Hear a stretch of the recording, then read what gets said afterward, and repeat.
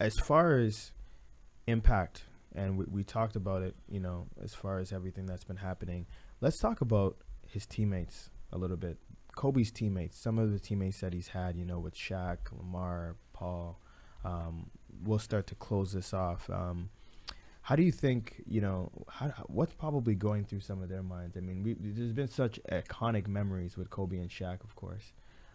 Any thoughts on that? Yes. I think his teammates are obviously devastated. Absolutely. As a lot of the fans and people that he probably never met are touched as well. But I want to talk about more so the people that he mentored. Yeah. Like Kyrie, who was maybe, he looked up to him kind of like a father-son type of situation. And a lot of other players on that Team USA team you mentioned, their whole career trajectory flipped after that Team USA run. And a lot of that has to do with Kobe. And they've said it themselves. That really taught us our work ethic throughout the rest of our careers. The impact he's had on pretty much everybody he's played with is, I don't want to say above anybody else, because I can't really think of anybody else at this point. But I think you got to say it was one of the most impactful athletes of all time, on the court and off, and to his teammates as well. I agree. Yeah, just to add on to the Kyrie point, like when the Cavs won the championship, Kyrie ended up FaceTiming Kobe first, and he was in the locker room, like probably partying. I don't know the full story, but imagine FaceTiming Kobe. He said on an interview he doesn't like FaceTime. I hate FaceTime unless it's family. Right? Don't FaceTime me. Yeah, so he got FaceTime from Kyrie, and he's like, "Man, it worked. Like, what you told me worked."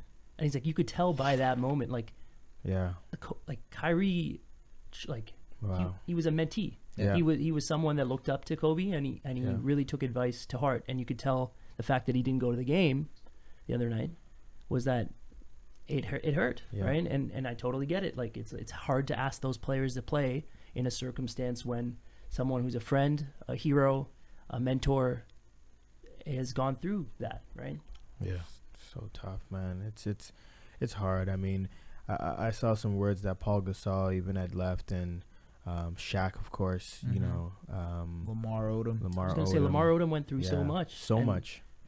Kobe helped him. And that's the thing is, like, you hear all these stories about different athletes, numbers of athletes in other sports, right? Tiger Woods. Naomi Osaka, right? Like, like, these are all people that Kobe, when they were down, he texted them, and he said, hold your head high, right? Or he would text them and give them some encouragement, or give them something, right?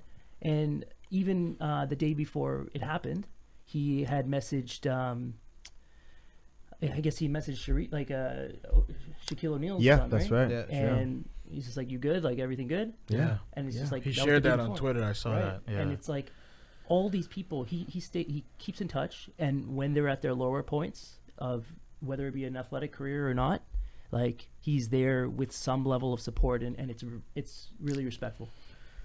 Wow. It's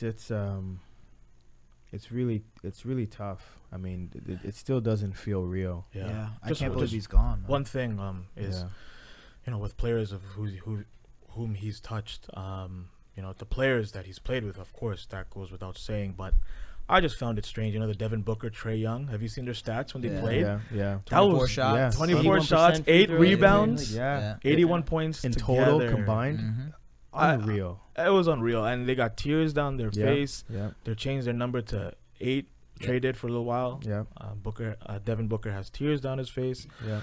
I don't know. I mean, it's unbelievable. It was I just found out unbelievable, and that's like a testament to what kind of impact he's had on players, on his team, off the team, in the sport, out the sport. I think globally. We look to seeing somebody dropping 81 this season. I don't know who. Most likely, maybe Harden. Someone's gonna do it. Cause I think if someone will do it, they'll go 80 and miss. They'll do the 80, get to the free throw line, miss. Maybe, maybe. I don't know. I'm not sure. I just, with Kobe's life and Kobe's legacy, and what he's put forward in terms of basketball, and we've mentioned family, it just, you didn't think his story would end this way. No. Out of anybody, you mentioned it at the top. Out of anybody, you would have thought to end like this. Yeah. Wouldn't have expected it. Nope. This is not how he was supposed to go out. No. I mean, his second career was just starting. You know what I mean? And like he would get on guys, professional guys, about why aren't you doing this? Why aren't you doing that? Like you know, there's stories of him going up to like like high end reporters and saying, "How come I've written a book and you haven't?" You know what I mean? Why aren't you still writing? I grew up watching what you wrote, and now you're barely writing. Like he had that, because he not only did he demand the respect, but he earned the respect to go up to senior of people in other professions and call them out because he had that ethic in his profession. He demanded it.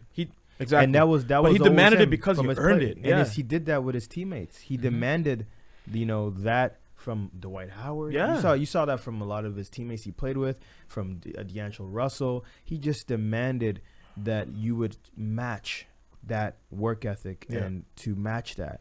And I got so much respect for Kobe. I love him. I think he's the greatest. I always feel like it was so hard and embarrassed to say I think he's better than Jordan, because in my heart I never really got to watch Jordan in his prime like that. Kobe was my Michael Jordan, so it's really difficult to kind of it makes sense, compare the two. It makes sense. But I mean, Michael Jordan is in his own. He's in his own, and Kobe is now in his own.